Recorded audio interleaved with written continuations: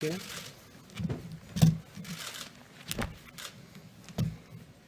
Good evening. I'd like to provide the American people with an update on our efforts to protect the integrity of our very important 2020 election. If you count the legal votes, I easily win. If you count the illegal votes, they can try to steal the election from us. If you count the votes that came in late, we're looking at them very strongly, but a lot of votes came in late. I've already decisively won many critical states, including massive victories in Florida, Iowa, Indiana, Ohio.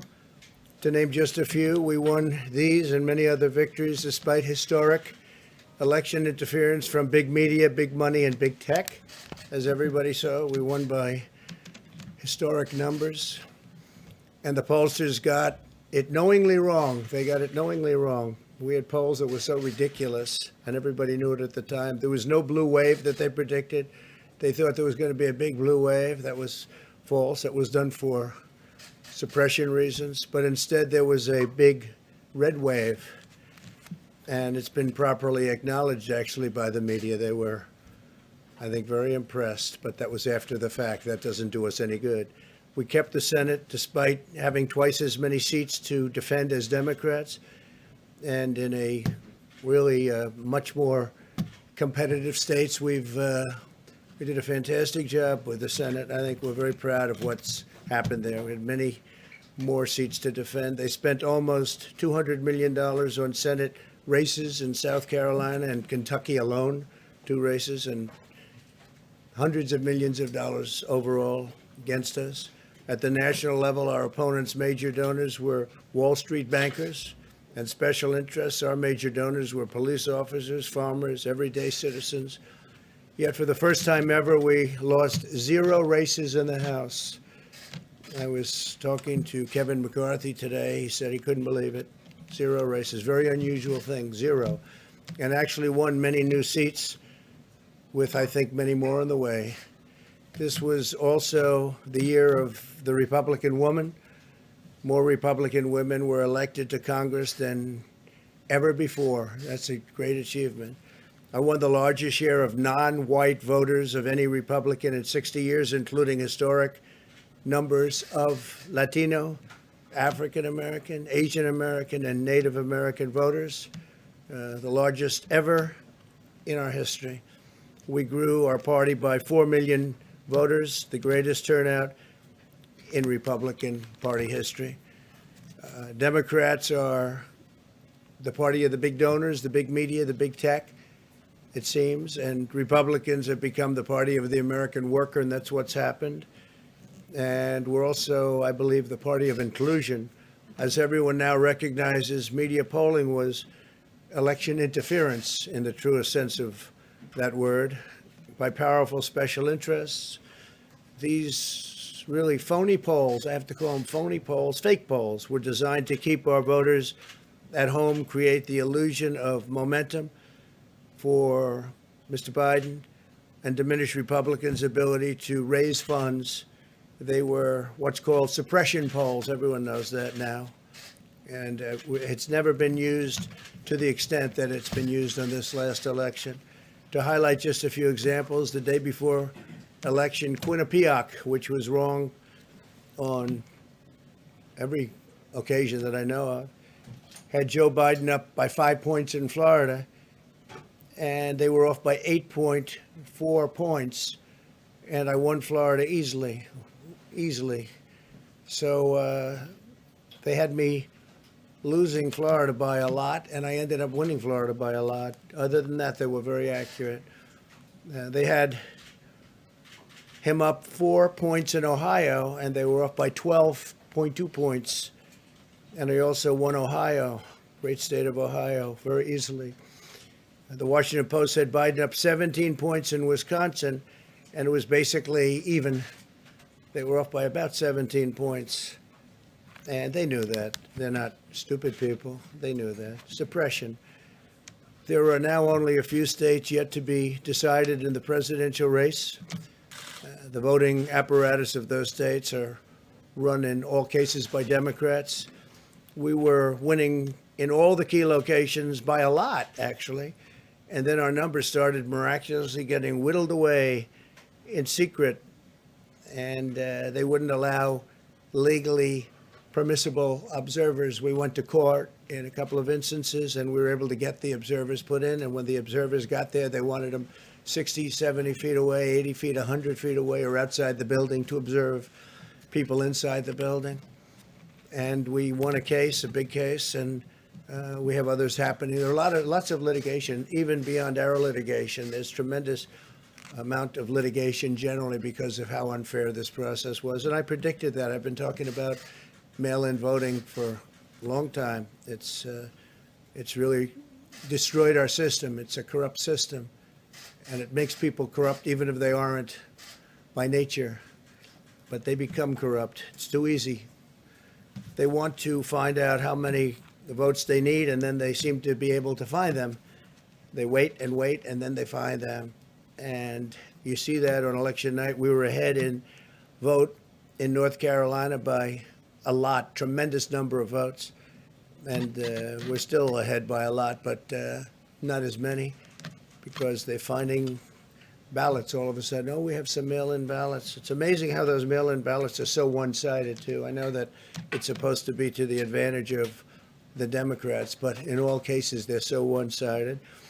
We were up by nearly 700,000 votes in Pennsylvania. I won Pennsylvania by a lot, and that gets whittled down to, I think they said now we're up by 90,000 votes, and they'll keep coming and coming and coming. They find them all over, and they don't want us to have any observers, although we won a court case. The judge said you have to have observers. Likewise in Georgia, and they're appealing. Actually, they're appealing. We won a case that we want people to watch, and we want observers, and they're actually appealing, which is sort of interesting. I wonder why they'd appeal, that all we want to do is have people watch as they do the vote tabulations.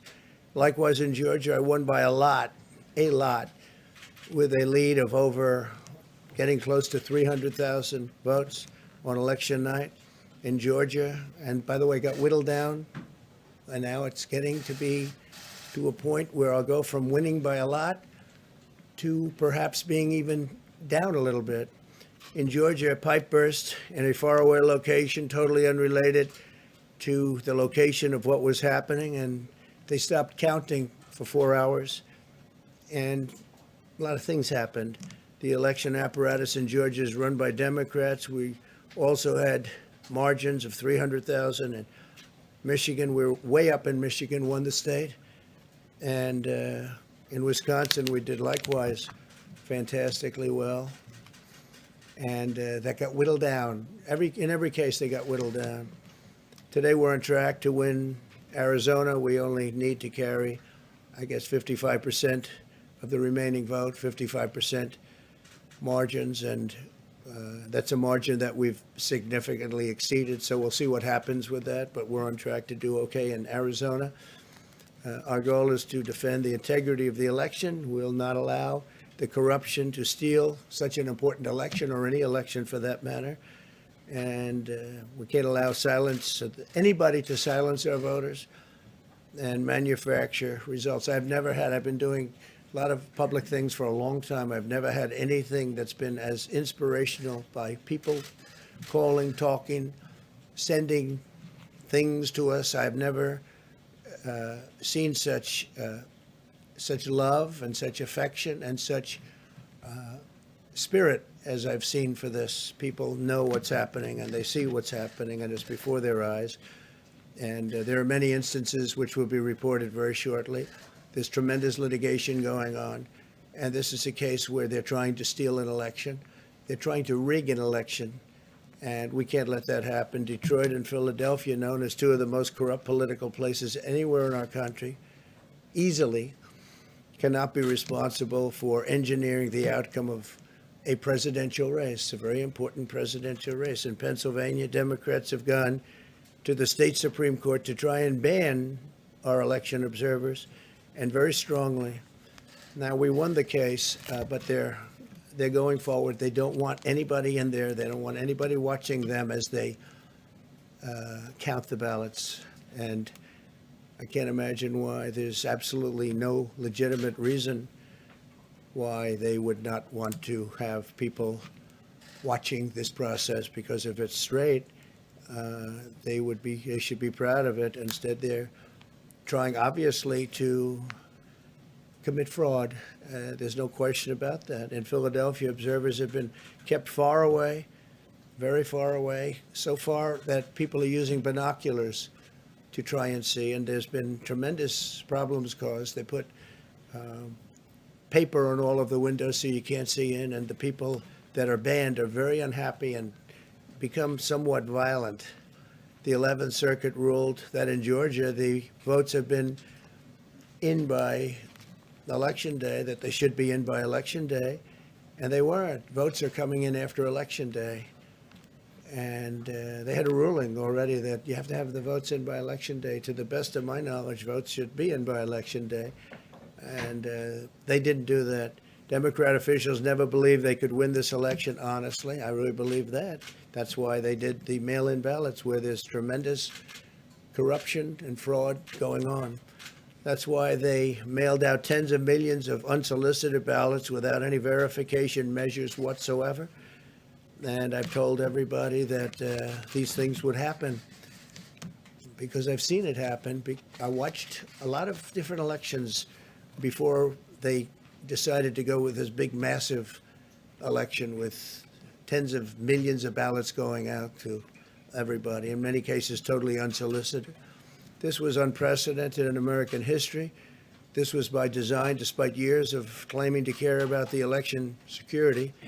They refused to include any requirement to verify signatures, identities, or even determine whether they're eligible or ineligible to vote. People are walking in there. They have no idea. They're just taking numbers. They're writing down things, the workers, and doing a lot of bad things. And we have a lot of information coming and litigation that you'll see that will shake even you people up. And you've seen it all. The officials overseeing the counting in Pennsylvania and other key states are all part of a corrupt Democrat machine that you've written about. And for a long time, you've been writing about the corrupt Democrat machine. I went to school there, and I know a lot about it. It hasn't changed. It's a long time ago, and hasn't changed. It's gotten worse.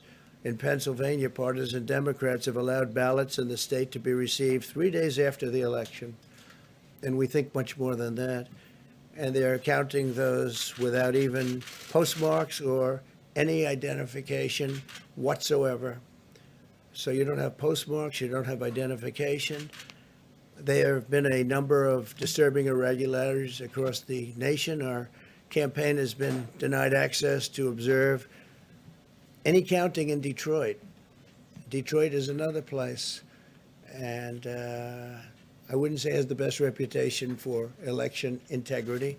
Poll workers in Michigan were duplicating ballots, but when our observers attempted to challenge the activity, those poll workers jumped in front of the volunteers to block their view so that they couldn't see what they were doing. And it became a little bit dangerous. One major hub for counting ballots in Detroit covered up the windows again with large pieces of cardboard. And so they wanted to protect and block the counting area. They didn't want anybody seeing the counting, even though these were observers who were legal observers that were supposed to be there. In Detroit, there were hours of unexplained delay in delivering many of the votes for counting. The final batch did not arrive until 4 in the morning, and even though the polls closed at 8 o'clock. So they brought it in, and the batches came in, and nobody knew where they came from. We've also been denied access to observe in critical places in Georgia. In multiple swing states, counting was halted for hours and hours on election night, with results withheld from major Democrat-run locations only to appear later. And they suddenly appeared, and they all had the name Biden on them, or just about all. I think almost all. They all had the name Biden on them, which is a little strange. I challenge Joe and every Democrat to clarify that they only want legal votes, because they talk about votes, and I think they should use the word legal votes. We want every legal vote counted, and I want every legal vote counted. We want openness and transparency, no secret count rooms, no mystery ballots, no illegal votes being cast after Election Day. you have election day, and the laws are very strong on that. You have an election day, and they don't want votes cast after election day, and they want the process to be an honest one. It's so important. We want an honest election, and we want an honest count, and we want honest people working back there, because it's a very important job. So that's the way this country is going to win. That's the way the United States will win. And we think we will win the election very easily. We think there's going to be a lot of litigation because we have so much evidence, so much proof, and it's going to end up perhaps at the highest court in the land. We'll see.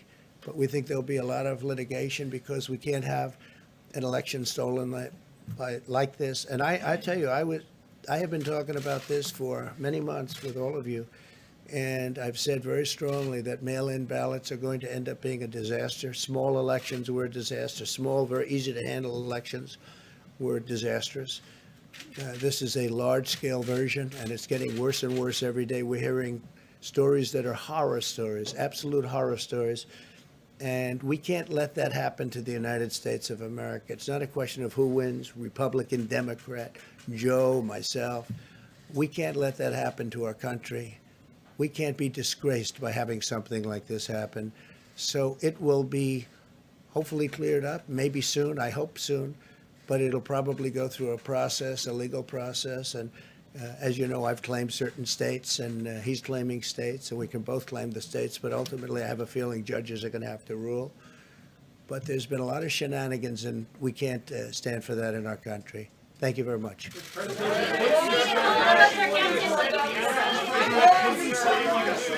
you haven't already, please consider subscribing to our channel. And while you're at it, please leave us a comment. Thank you for watching.